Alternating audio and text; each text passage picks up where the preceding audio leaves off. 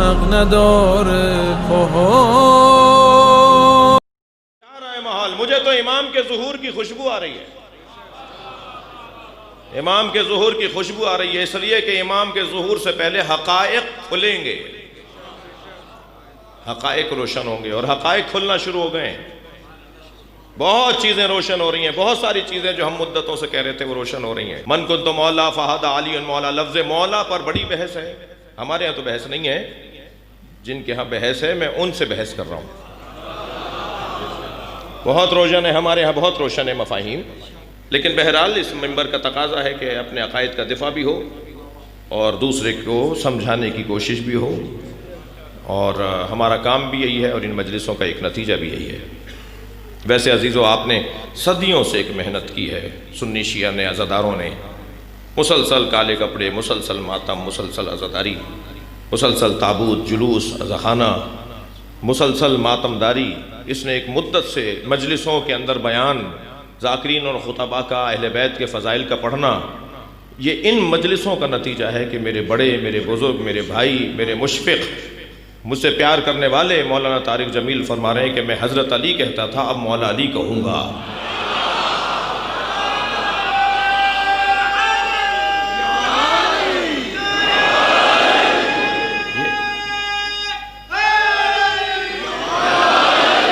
میرا اپنا تجزیہ یہ ہے، اللہ کرے آپ سب مجھ سے متفق ہوں، یہ آپ کی محنتوں کا نتیجہ ہے، یہ مسلسل مجلسوں کا نتیجہ ہے، یہ مسلسل اپنے موقف پہ ڈٹے رہنے کا نتیجہ ہے، یہ مسلسل اپنے موقف پہ دلائل کے وافر مقدار میں فراہمی کا نتیجہ ہے۔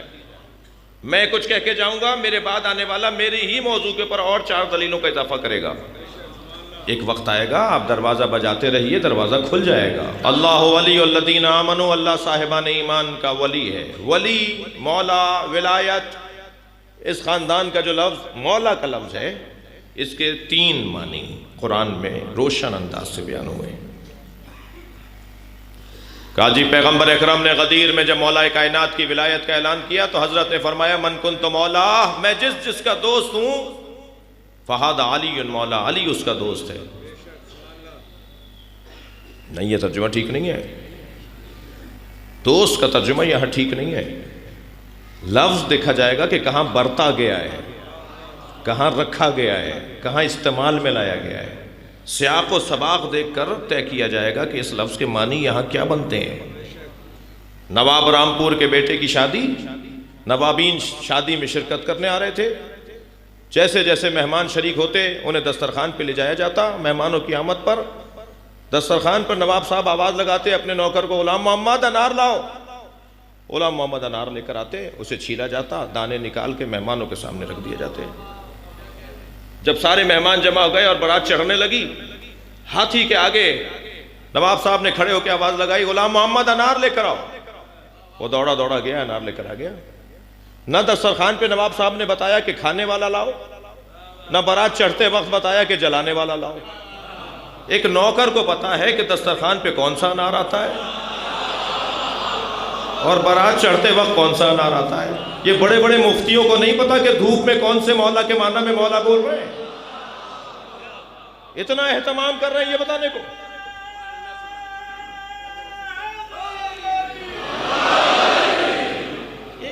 اتنا اہتمام، اتنا انتظام کر رہے ہیں، نہیں معلوم کہ اس معنی، یہ کون سے معنی میں مولا بول رہے ہیں حضرت۔ جی، مولا کے 3 معنی قرآن مجید کے اندر آئے ہیں۔ سب سے پہلا معنی مولا کا جو میں یہاں بیان کرنے جا رہا ہوں ابھی، وہ ہے دوست کے معنی میں، چاہنے والوں کے معنی میں، محبت کرنے والوں کے معنی میں۔ الا ان اولیاء اللہ لا خوف علیہم ولا هم یحزنون۔ اللہ سے محبت کرنے والے، اللہ سے پیار کرنے والے، اللہ کے اولیاء، اللہ کے محب، اللہ کے چاہنے والے، لا خوف علیہم ولا هم یحزنون، نہ ان پر خوف طاری ہوتا ہے، نہ ان پہ حزن طاری ہوتا ہے۔ یہاں دوست کے معنی میں، چاہنے والے کے معنی میں۔ قرآن مجید میں ایک جگہ ناصر کے معنی میں مولا کا لفظ آیا ہے، مددگار کے معنی میں۔ قرآن مجید سورہ مبارکہ تحریم آیت نمبر 4، ان تتوبا الی اللہ فقط صغت قلوبکما، اے نبی کی دو بیویوں، اگر تم نے توبہ بھی کر لی تب بھی تمہارے دل ٹیڑھے کے ٹیڑھے ہی رہیں گے. سخت قلوبکما. اچھا میں نہیں جانا چاہ رہا، میرا موضوع بھی نہیں ہے، میرا موضوع تو لفظ مولا ہے کہ نبی کی دو تتوبا قلوبکما، دو بیویوں کی بات ہو رہی ہے. دو بیویوں سے اللہ مخاطب ہے، وہ بھی نبی کی دو بیویاں، سرکار دو جہاں کی امہات المومنین، سرکار دو جہاں کی زوجائیں. 11 زوجائیں تھیں، 2 کنیزیں تھیں، اس طرح 13 عورتیں نبی مکرم کے ساتھ وابستہ تھیں. حضرت ماریہ قبطیہ رضی اللہ تعالیٰ عنہ یہ سرکار دو جہاں کی کنیز تھیں، جن سے ایک پسر دنیا میں تشریف فرما ہوئے. نبی سے 13 خواتین وابستہ تھیں، ان میں سے 2 کے بارے میں قرآن کہہ رہا ہے کہ اگر تم نے توبہ بھی کر لی، توبہ جب کریں گی جب پہلے کچھ کیا ہو.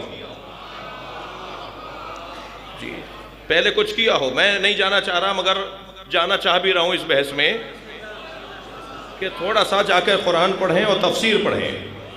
اگر میں کوئی حدیث سنا دوں، میں کوئی اپنا بیان کہہ دوں تو کہا جائے گا یہ تبرہ کر رہے تھے. یہ تبرہ نہیں ہے، یہ قرآن کی ایک حقیقت ہے، یہ الہی پیغام کا ایک بیان ہے. اگر تم دونوں نے توبہ بھی کر لی، اللہ کی طرف رجوع بھی کر لیا، ان تتوبا الی اللہ، اللہ کی طرف رجوع بھی کر لیا، فقط صغت قلوبکما، تو تمہارے دل ٹیڑھے کے ٹیڑھے ہی رہیں گے. اس کے بعد والا جملہ دیکھیے ذرا، وَإِن تَظَاهَرَ عَلَيْهِ، اگر تم دونوں نے میرے نبی پہ چڑھائی کی، مظاہرہ، روب ڈالنا، دباؤ ڈالنا، پریشر ڈالنا. جی ان تظاہر علیہ، اگر تم دونوں نے، تثنیہ کا صیغہ ہے، اگر تم دونوں نے میرے نبی پہ چڑھائی کی، فَإِنَّ اللَّهَ هُوَ مَوْلَاهُ، تو جان لو کہ نبی کا مولا اللہ ہے. بہت شکریہ آپ کی توجہ ہے. ان اللہ ہوا مولا، تو جان لو نبی کا مولا اللہ ہے. اب یہاں مولا سے کیا مراد ہے؟ مولا کے کیا معنی ہے؟ یہاں ناصر، مددگار. تو جان لو کہ نبی کا مددگار اللہ ہے. ان اللہ ہوا مولا ہو، نبی کا مددگار اللہ ہے. وہ جبرائیل ہو، اور جبریل نبی کا مددگار ہے. ارے بڑے عجیب، اس آیت کے اندر بڑے پیغامات ہیں.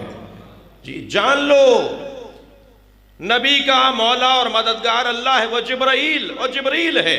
وہ صالح المومنین والملائکۃ بعد ذلک ظہیرا، اور صالح المومنین، مومنین کو مومن قرار دینے والا. بھائی میں دقت چاہوں گا اہل علم سے. یہاں صالح المومنین کا ترجمہ یہ نہیں ہوگا کہ مومنین میں جو صالح ہے، یہ صفت و موصوف نہیں ہے. مولانا کہا ہے یہ صفت و موصوف نہیں ہے کہ صالح المومنین کہہ دیا جائے مومنین میں صالح نہیں. جو مومنین کو یہ طے کرے کہ مومن ہے. میں اور لفظ بہتر کر لیتا ہوں، جو یہ طے کرے کہ کون مومن ہے اور کون منافق ہے، جس کی تصدیق پر مومن ثابت ہوگا. صالح المومنین.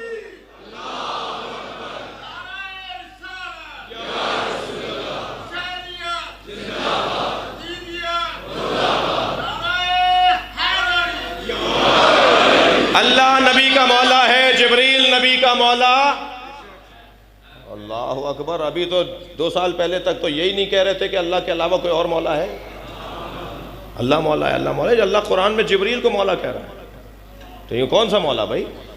یہ تو بعد میں ہم بحث کریں گے کیا معنی ہے مولا کے، لیکن لفظ مولا تو پلٹ رہا ہے نا حضرت جبریل کی طرف بھی. اللہ مولا ہے نبی کا، جبریل مولا ہے صالح المومنین، جو مومنین کی تصدیق کرے کہ یہ مومن ہے. فَإِنَّ اللَّهُ هُوَ مَوْلَاهُ، مولا ناصر مددگار نبی کا اللہ ہے، جبریل و صالح المومنین والملائکۃ بعد ذلک ظہیرا، اور ملائکہ بھی ان کے مدد کے بعد مددگار ہے. یہاں ناصر مراد ہے، جی یہاں مددگار مراد ہے. میں تو کہتا ہوں تم مددگار کے معنی میں ہی مان لو، مولا تو مانو. مولا علی کو مددگار ہی مان لو. جو نبی کی مدد کرتا ہو وہ میری مدد نہیں کرے گا. جس کو نبی کا مددگار بنایا جائے تو کیا یہ سنت نہیں ہے کہ میں بھی اسے اپنے لیے مددگار مانوں کہ وہ میری مدد کریں گے؟ کہنے لگے کیسے ہوگا یہ کیا پڑھتے ہیں آپ ممبروں پر بیٹھ کے ہلکی باتیں؟ 40 جگہ مولا کائنات نظر آئے۔ میں نے کہا جی 40 جگہ کے کیا مطلب ہے؟ مولا کائنات تو 4 لاکھ جگہ پر بھی آ سکتے ہیں۔ دنیا میں جس کونے میں بیٹھ کر کوئی مولا سے مدد مانگے گا مولا علی مدد کریں گے۔ کہنے لگے یہ کیسے ہو سکتا ہے، کیسے ہو سکتا ہے، یہ ممکن نہیں ہے۔ میں نے کہا مرنے پر یقین ہے یا نہیں؟ کہنے لگے جی یقین ہے۔ میں نے کہا یہ ملک الموت ایک وقت میں کتنے لاکھ لوگوں کی روح قبض کرتا ہے؟ ایک لمحے میں لاکھوں لوگوں کی جا کر روح قبض کر لیتا ہے، ایک لمحے میں، اسی لمحے میں۔ تو ملک الموت کو تو مان لیتے ہو کہ 1 لاکھ جگہ جا سکتا ہے، جو ملک الموت پر حاکم بنایا گیا ہے۔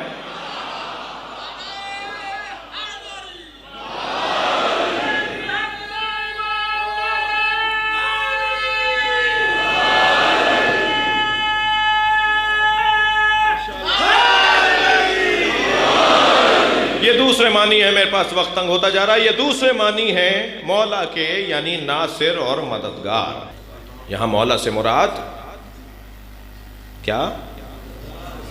مددگار، ناصر۔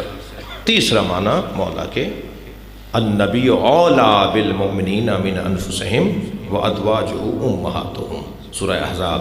میرا نبی مومنین پر مومنین سے زیادہ حق رکھتا ہے۔ یہی تو سرکار نے غدیر میں کہا تھا الست اولا من انفسکم، کیا میں تم سے زیادہ حق نہیں رکھتا؟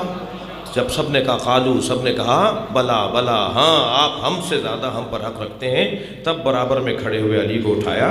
اور جو خیبر اکھاڑ لیتا ہے نا، اسے اٹھانا نبی کا ہی کام ہے۔ ایک مرتبہ میرے مولا کو اپنے ہاتھوں پہ اٹھا کر کہا من کنت مولا فہذا علی المولا، جس کا میں حاکم ہوں اس کا علی حاکم ہے۔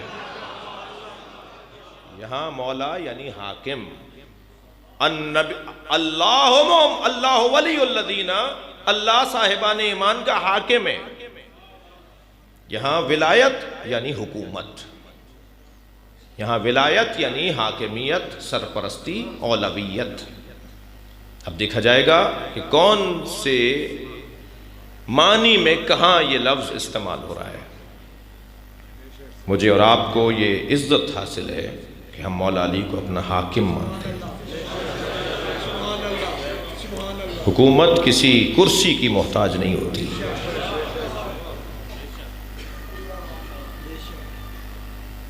جب بیٹھے نا چوتھے دور میں، ایک فضیلت کی بات اور سن لیں، جب بیٹھے نا چوتھے دور میں ممبر پہ، اس جگہ جا کے جہاں نبی بیٹھتے تھے، تینوں زینوں پہ قدم رکھتے ہوئے، چوتھے زینے پہ قدم رکھتے ہوئے وہاں جا کے بیٹھے جہاں نبی بیٹھتے تھے، تو سرگوشیاں ہونے لگیں۔ حضرت عمار ممبر کے ساتھ بیٹھے تھے، آواز دے کر کہا عمار یہ لوگ کیا سوچ رہے ہیں، کیا کہہ رہے ہیں، کیا بول رہے ہیں؟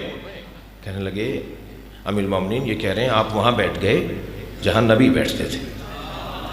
تو تعجب سے میرے مولا نے فرمایا ما ھذہ الاعواد، یہ لکڑیوں کا ڈھیر کیا ہے؟ انا راکب کتف النبی، میں تو نبی کے دوش پر بیٹھا ہوں۔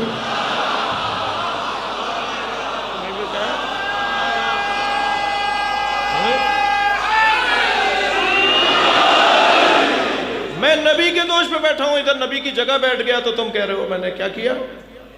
سنو اب میرے مولا علی کا جملہ سنو، ممبر پر بیٹھنے سے علی کی عزت میں اضافہ نہیں ہوا ہے، ممبر کی عزت بڑھ گئی کہ آج علی بیٹھ گیا۔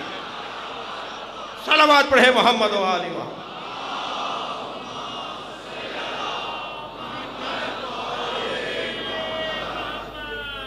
اللہ ولی الذین آمنوا، اللہ صاحبان ایمان کا سرپرست ہے، وہ ظلمتوں سے نکال کے نور کی طرف لے جاتا ہے۔